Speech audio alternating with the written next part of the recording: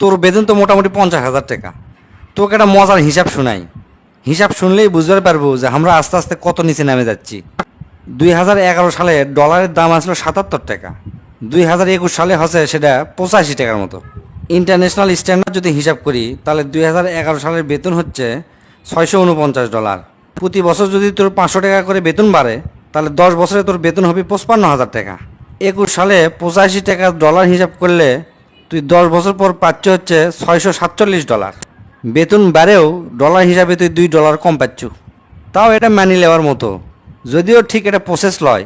কারণ এই 10 বছরে তোর কাজের মান বাড়ছে, অভিজ্ঞতা বাড়ছে, বিয়ে করে থাকলে তোর বাড়ির লোকজন বাড়ছে, সেই হিসাবে তোর বেতন আরও বাড়া উচিত আসলো। তারপরেও তর্কের খাতিরে এটা আমি মানে নিল। এখন তোকে যে গপ্প শোনামো সেটা হচ্ছে আরও বেশি মজাদার। শুনে তুই খালি তেলে বাগানে জ্বলে উঠবু। 21 সাল পর্যন্ত তোকে হিসাব দিছি। এখন 21 থেকে 24 সাল, এটা এই 3 বছরের হিসাব তোকে না কই। ধর 21 সালে তোর বেতন হচ্ছে 50,000 টাকা। 3 বছরে যদি তোর 1,000 টাকা করেও বেতন বাড়ে তাহলে তোর হবে 53,000 টাকা। 21 সালে ইন্টারন্যাশনাল স্ট্যান্ডার্ডে তুই বেতন পাচ্ছ হচ্ছে $588। 24 সালে আসে তুই কত ডলার বেতন পাচ্ছ জানিস? 24 সালে ডলারের হিসাব যদি আমি 125 টাকা করে ধরি তাহলে তুই $420 থেকে $25 মতো তুই পাচ্ছ। এই $420 যদি আমি 2021 সালের হিসাবে ধরি তাহলে সেই হিসাবে তুই 35,000 টাকা বেতন পাচ্ছ।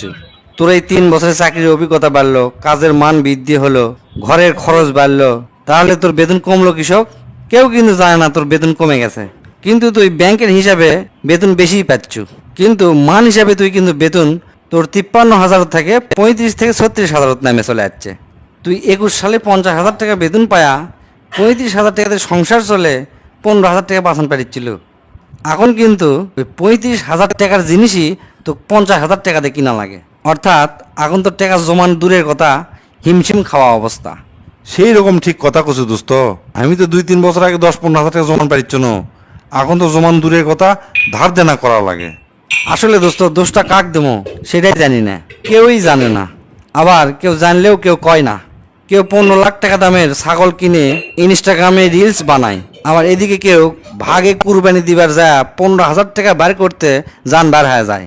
আসলে যাই সৎভাবে বাঁচবার চায় তাই প্রতি রাতে মরিচ্ছে মানসিক প্রেসারে, আর যাই অসৎভাবে চলে তাই রাজার হালে বেহেশতে সুখ লিচ্ছে।